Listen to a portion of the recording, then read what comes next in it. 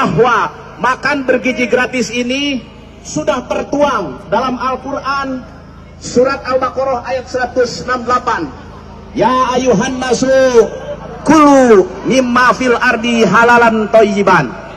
Wahai manusia-manusia, kalianlah makan dengan halal dan konon kata sang orator yang satu ini bahwa MBG itu sudah tertuang di dalam Al-Quran surat Al-Baqarah seperti yang ia ucapkan di atas podium.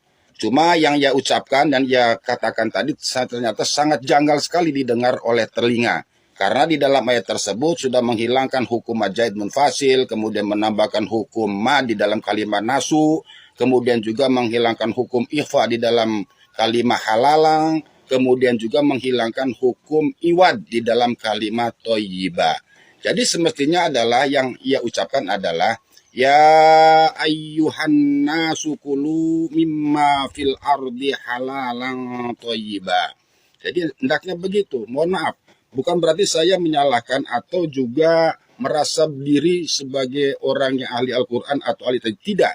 Cuma ini tidak pantas karena dikumandangkan di atas podium dengan dalil sebagai MBG. Dan tentu ini sangat menyalahi aturan dalam kaidah-kaidah di dalam hukum Al-Quran. Karena di dalam ayat ini adalah Allah memerintahkan kepada manusia untuk makan, yaitu dari makan makanan yang halal dan baik.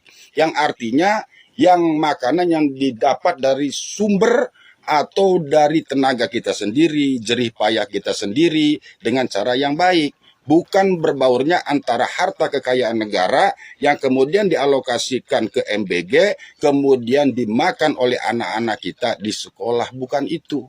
Karena anggaran dari dana negara yang ada ini sumbernya adalah dari bermacam-macam unsur.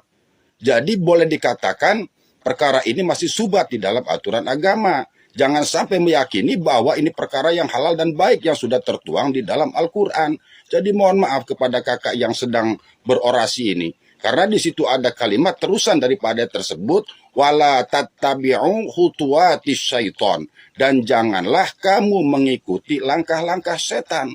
Innahu lakum aduwwum mubin. Sungguh setan itu musuh yang nyata bagimu. Dan jangan mengikuti hawa nafsu setan dengan berorasi di atas podium, kemudian mengumandangkan ayat-ayat Al-Quran dengan bacaan yang salah.